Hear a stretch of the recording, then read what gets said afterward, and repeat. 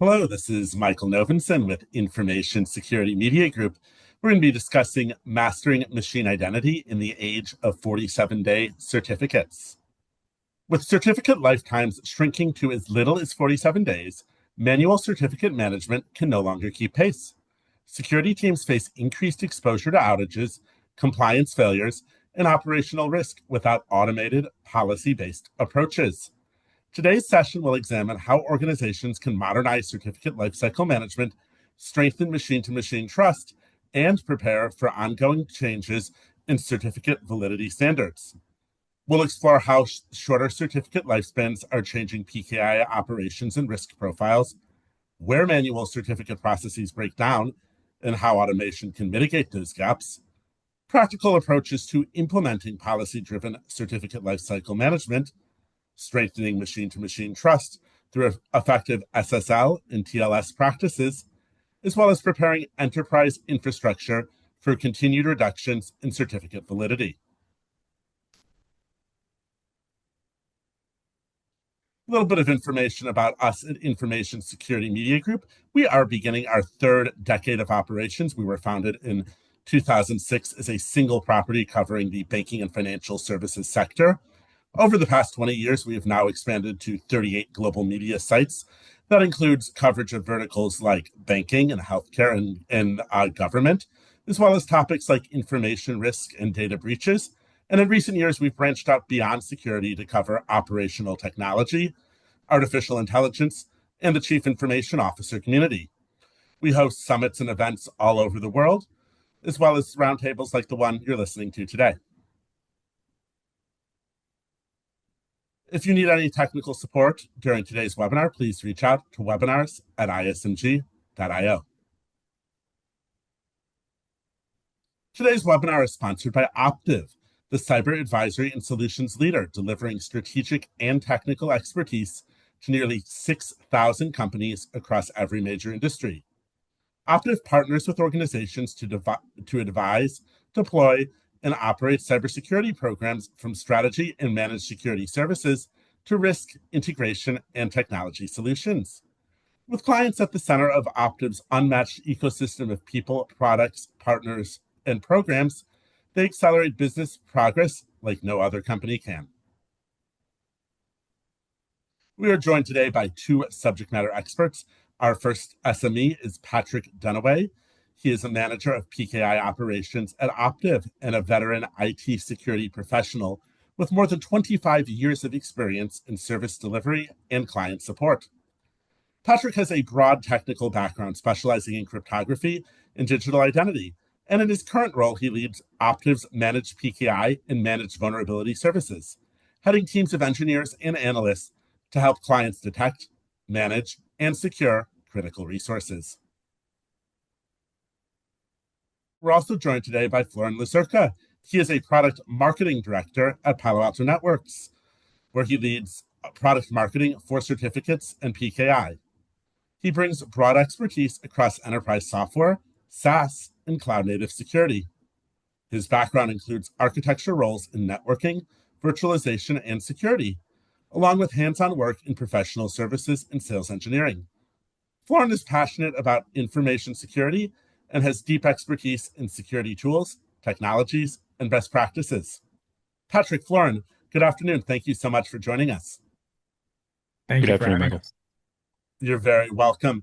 So I'm going to start you off with a big picture question here, and that is, how will this reduction in public TLS certificate lifetimes greatly increase operational burden? Lauren, do you want to start or do you want me to? Yeah, I'll go ahead. Sure. So I think you're absolutely right. So it is an operational burden, but let me just say a little bit about like what's happening, right? So why it's happening. So this shrinking of life cycles is happening for really good security reasons, right? So we're reducing the exposure windows. We're limiting the impact of compromised keys. We're forcing more frequent validation. In net, it's a positive security move for the ecosystem, but it is a huge operational burden, and especially since the first milestone is going to happen in a couple of days, a few days, right? Yeah, any certificate that's going to be created on March 15th is going to expire in 200 days, about October 1st, right? So operational burden.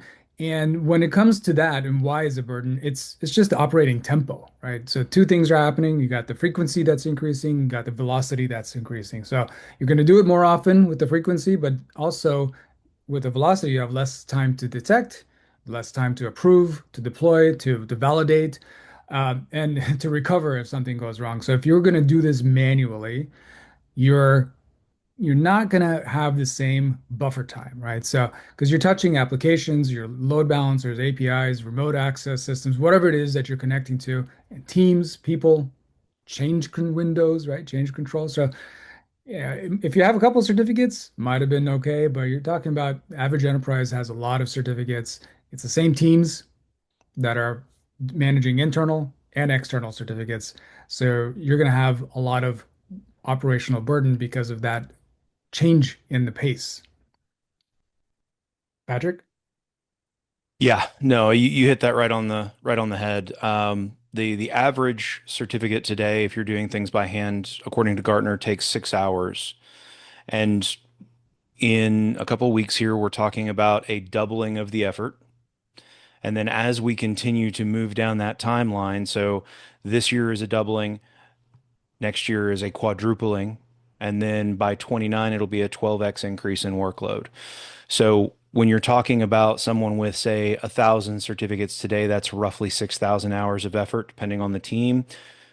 In a couple of weeks, that's double. And your team isn't going to magically grow in a couple of weeks to absorb that load. So tooling is going to be critical for this, and that really is going to become readily apparent as we move closer to 29 in that 47-day lifetime.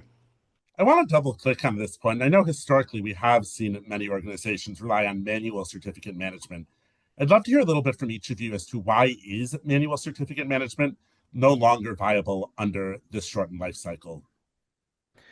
Yeah, it's basically the human element, right? So think about, that time buffer that I mentioned. You need someone to notice an expiration, someone to open a ticket, sometimes someone to uh, schedule a change window, time to fix something if it doesn't deploy cleanly. So removing that buffer or shortening it, it's kind of that explosive growth in certificates as well as the frequency. It just makes it, that line, right? That parabola happens. So, and we already see a lot of organizations. Some of our research has, pointed at north of half the organizations we've surveyed already have outages, right? They already have outages that are tied to expired or misconfigured certificates. That's the other angle is when you do it manually, there's a chance of misconfiguration. You lack that consistency. So that's under current conditions, you have failures due to inconsistency and outages due to expired certificates. So when you get that cadence that increases, that human latency becomes that risk factor, right? So you get a delays in approval, missed handoffs, you get undocumented dependencies, which everyone loves documentation, right? So manually, you have that risk from people and lack of consistency, and automation really gets rid of that. Yeah, absolutely. Well, and the other thing that we want to be concerned about with regards to trying to do this by hand, anytime you have to rely on a trained, skilled workforce, there's always the chance that they're not going to be there, right? They're having a baby, they're retiring, they're moving from one job to another, different opportunities come up. Sometimes people need to make a change. Automation doesn't face that challenge. If you have built it properly and have done your job and your due diligence and made sure that everything is configured properly, all you have to do then is just check and make sure that the automation is running the way you expect it to. It allows for the talent of those highly skilled individuals to be focused instead of on operational work, on the actual architecture duties and so forth that they should be responsible for, solving new problems instead of just putting band-aids on existing ones. So let's get a little bit into potential new operating models and specifically, why are they vital to both avoid outages as well as to avoid reactive certificate management? Yeah, so the model itself has to change, right? It's just got to evolve when you're doing this manually. Um, think of it, we're going from periodic management where, I'll be glib about it, but it's like, yeah, you open up a file, it tells you the instructions, you got to run this command, this is how you do it, because you got to do it every year. So you may forget how to do it. Now you're doing it in a continuous loop. You have to do it, you know, every few weeks. That's what the end goal is, the end state is. So you have to really get into this like life cycle orchestration. It's a continuous orchestration. So you don't just, issue a certificate and visit it months later. It's you don't have stability that way. So when you have this constant renewal, you have to have everything continuous. You have to have discovery continuous. Always have to know what certificates are out there. You have to have, policy enforcement has to be consistent and continuous. Monitoring has to be real time. So you have all these new systems and the model has to change to actually support these shorter lifetimes. And you could get away with it in the older model that was, the less frequency, but now with the new frequency, you're going to have a lot of instability if you don't move away from that. Yeah. 100%. The other side of that that we need to be aware of is that it's not just the lifetimes that are changing. A lot of the audit criteria around certificates and encryption is changing as well. As an example, this happened, I want to say a year ago. The SEC reduced the amount of time that you had to inform them of a breach from it was like 6 months and now it's 72 hours. So it's a dramatic reduction in the amount of time. The interesting thing there is that a certificate outage caused by an expiry is considered a breach under their terminology. And so if you are constantly firefighting, trying to prevent outages, and something like this slips through because you didn't have the necessary visibility or the automation in place to prevent it, now you're potentially in hock with the federal government, and no one wants to be there. So now historically, we've seen these TLS certificates that they're often hosted by vendors. And as we shift to these shorter life cycles, why might vendor hosted certificates pose challenges when it comes to automation? Yeah, I think the issue there is that it's not that the tools don't work because they do, but they kind of work in isolation, right? If you have some sort of CLM that is in a CA or in a SaaS system, or it's not going to work with the others, right? So, but most enterprises really did operate across certificate authorities. Usually, it's best practice to kind of have risk management, have multiple CAs. They're in multiple clouds. They might use multiple SaaS platforms, and they're on-prem. So when you have that kind of hybrid environment and distributed, even multi-generational systems, each system might really, they manage things a little differently, right? You have different workflows, you have potentially, visibility gaps that come out of it, you have inconsistency in policy. So, and that again, that kind of fragmentation might be okay or doable, or you may get an outage here and there. With that high cadence, it's not gonna be manageable. Yeah, you have to have kind of centralized visibility and kind of and Gartner calls it centralized management, and then you have like decentralized execution, right? I might have messed that one up, but that's the concept. And they run in different locations, but you have a central place to manage them. Visibility is hugely important, and that is going to be a massive challenge for when we're talking about a vendor hosted certificate. As we've moved into a more managed service sort of world, or software as a service and those sorts of things, more and more of that responsibility has been handed off to a third party, and oftentimes it's done in a vacuum, right? They tell you, "Up, here's our SLA. You have a problem, give us a call." Unfortunately, with the lifetimes getting as small as they are, that may no longer work. Depending on the application, depending on what the certificate is for, especially if it is a public facing one that's going to see errors because of the lifetime reduction, we're going to have a much tighter relationship with our vendors and be able to ultimately, I think we're going to have to get to the point where there has to be some form of automation that can reach through that firewall into that environment, even if it is just that single point to point connection. So we're only managing that one certificate. And there are plenty of examples of other parts of the industry doing these sorts of things. So it's not insurmountable. It's absolutely something that can be overcome. But for, for any of the CISOs or folks that are out there listening, that's a conversation that you need to be having with a vendor.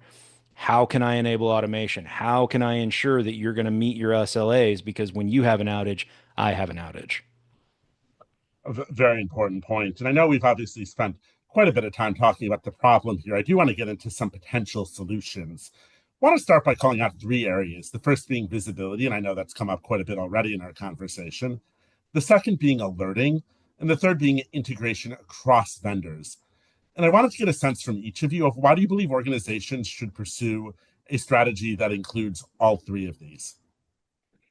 Yeah, it comes down to kind of the adage, you can't manage what you can't see. So in terms of visibility, you know, answering questions like where are the certificates deployed, who owns it, what systems depend on it, and obviously when does it expire, right? So having that starting point and discovery and visibility, whatever you call it, like that is the starting point. And then you get into alerting, and alerting to me is one of the leading things that end it with automation, right? So alerting would be more of a action after action thing because you already have it automated. But if you're not doing automation yet, you definitely want that alerting and notification early on because kind of gives you that idea of, hey, this business unit has a certificate that's going to go down, who's the owner, and so forth.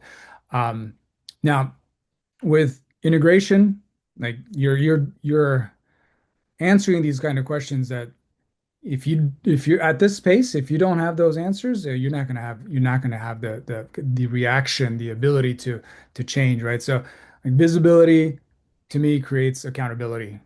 And that's when you have, all right, alerting. Alerting creates a response time. So you get an alert, take care of it. But then the integration is what gives you kind of that consistency. How do you update certificates across multiple platforms, whether it's F5s, whether it's Citrix NetScalers, whether it's next gen firewalls? How do you upgrade certificates, update them, make sure that they're valid, make sure that they're automated, and you do it from all kind of one workflow, one platform.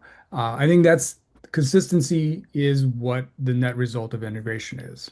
Because otherwise, you just have, scripts here. Maybe you have a UI here. Maybe you have a built-in in-house tool for this solution, and then you get all sorts of inconsistency and blind spots. Yeah, well said. The other thing that I would say specifically about discovery and about visibility is it's not just finding what you expect to be there, but it's also the potential of finding things that should not be there, Oh right? yeah. Is that new developer you just hired, did he spin up a CA under his desk and start spitting out certificates instead of following the process and getting them from the internal CA? Or wait a minute, that website is not ours. Why does it have our certificate on it? How is that existing today? That needs to be dealt with. Um, the the other thing about visibility, and I spoke briefly about audit criteria earlier, if you are aware of what is going on in your environment and you're on top of it, even if something were to happen, like a developer going rogue and spinning off certs or what have you, because you knew about it and because you found it, you now have an answer for that auditor when he looks at you and says, "Okay, what happened? How did this slip past you?" Well, it didn't slip past us. We caught it because of the tooling. A similar idea with alerting. As Flora mentioned, you have to know that something is going to happen in order to deal with it. But there's, I think, more to that accountability that we can talk about to help programmatically make it happen, right? One of the things that we've done for a couple of our clients is we have set it up so that if an alert gets to a specific threshold, in this case, 7 days, then it automatically fires off a severity one page to their paging system. And those pages escalate very quickly if they're not responded to. So it gives us the ability to help enforce that accountability at the line level where it needs to be dealt with. But also when managers or C-level executives start getting pages at 2 o'clock in the morning because something's not going on, then that also helps give us that executive backing to say, hey, this is a problem. We need to get this fixed. We can't have an outage for this. And then lastly, the point that I'll make about integration, everything that Florin said there was 100% spot on.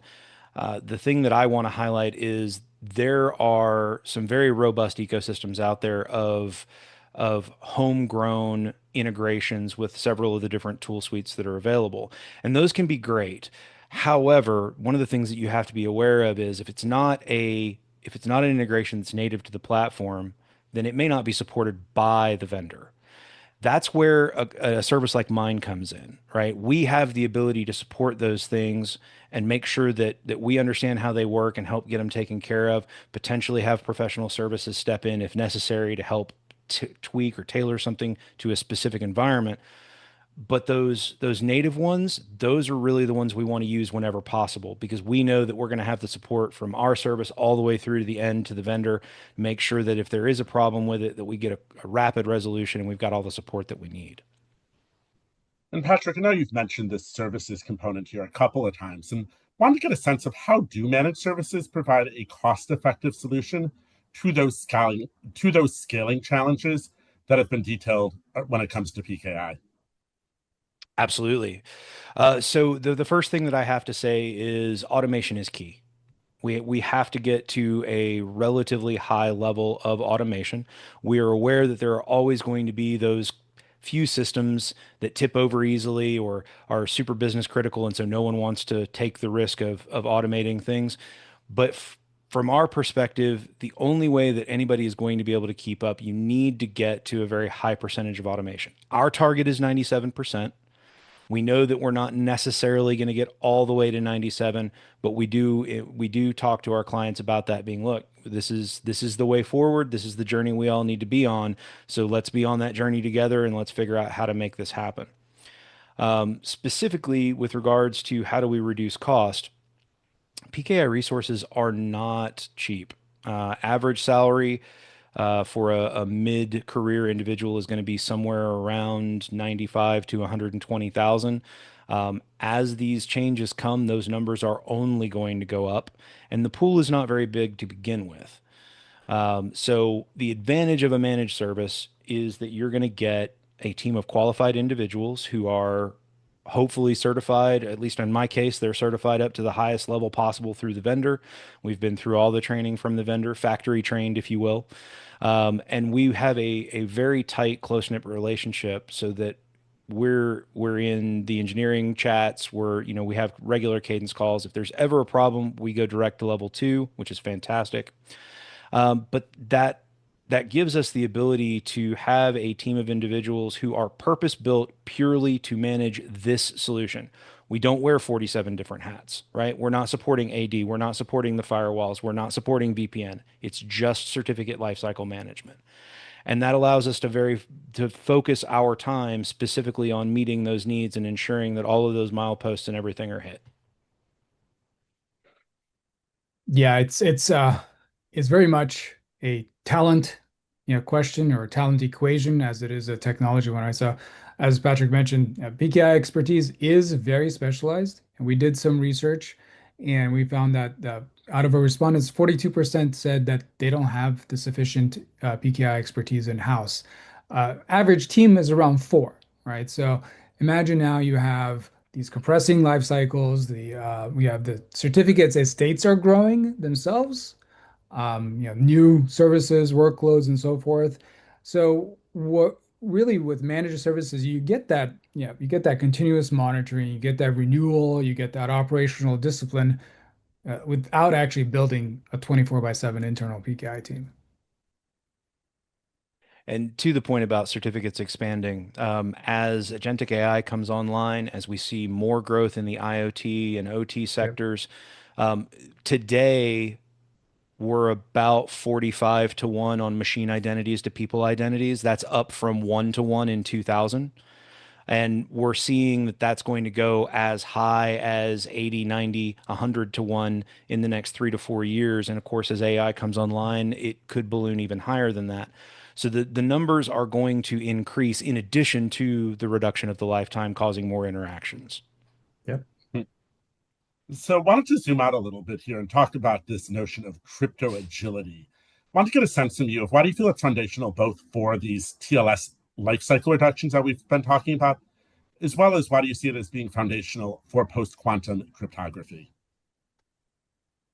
Yeah, so the way I think of it is if you're not agile, you're fragile, right? So you're this whole scenario, the situation we're in, we're creating a new renewal rhythm, and we're able to kind of plan for it, right? We have some time to plan for it. We've had some time. Right now, the first milestone is there, but there are some things that you can't plan for, right?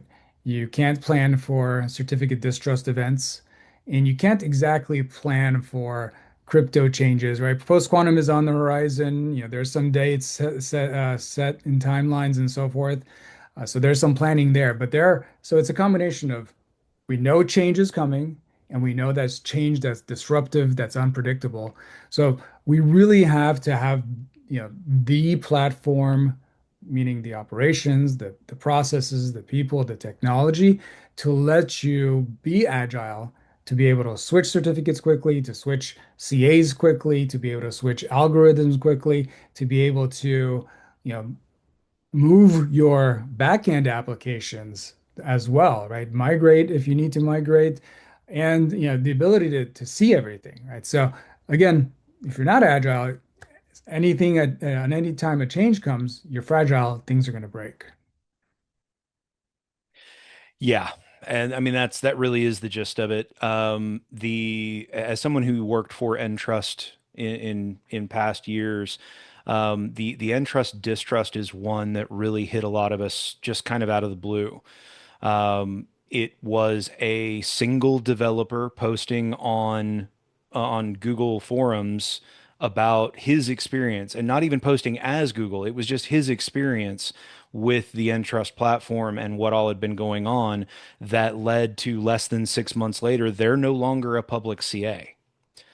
And so if you find yourself in a scenario where you show up to work on a Monday and everything's fine, and you show up to work on a Tuesday and you now have to replace 6,000 certificates in less than 90 days, you've got to have the agility and the ability to do that.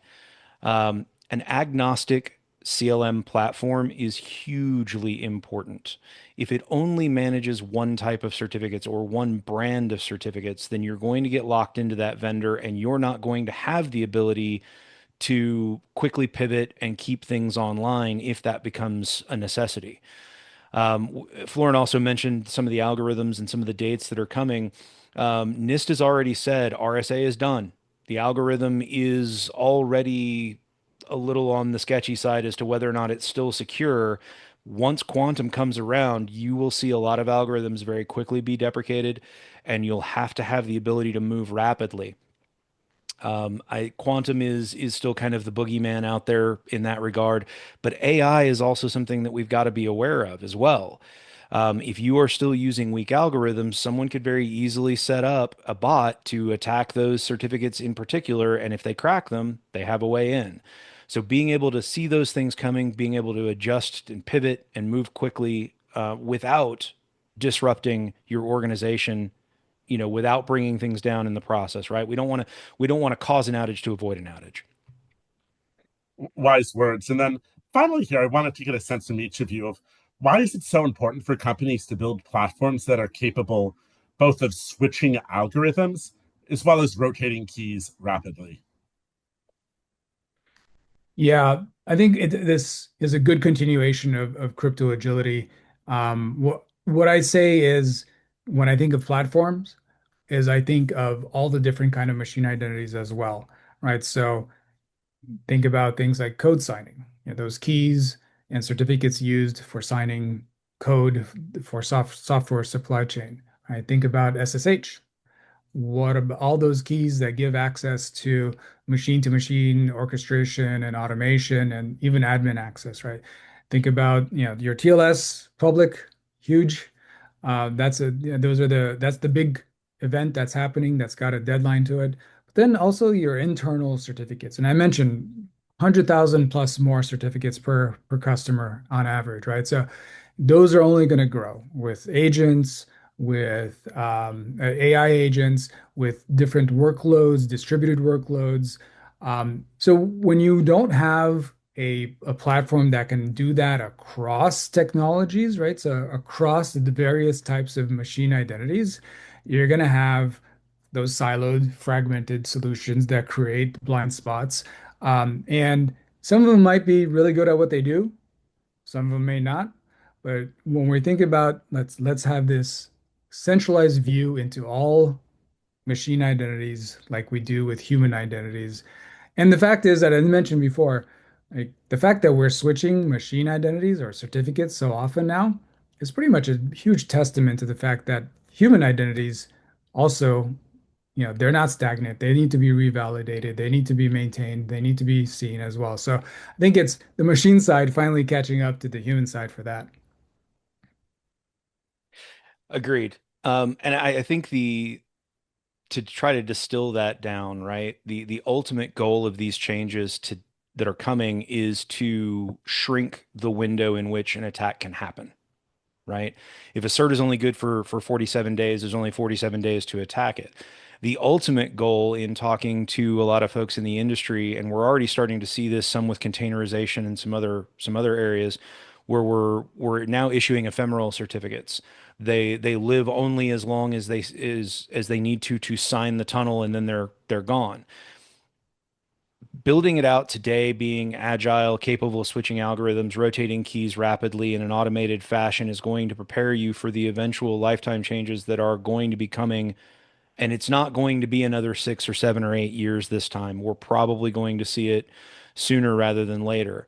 The date that I have heard people throwing around I think is a little optimistic, which is 2030. I don't think we're that close, but 2035 maybe.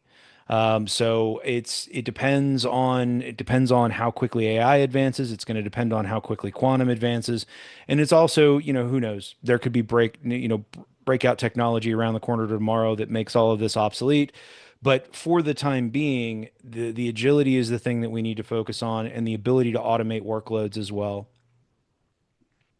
Absolutely, and some very interesting developments on the horizon. Patrick, Florin, thank you so much both for the time today.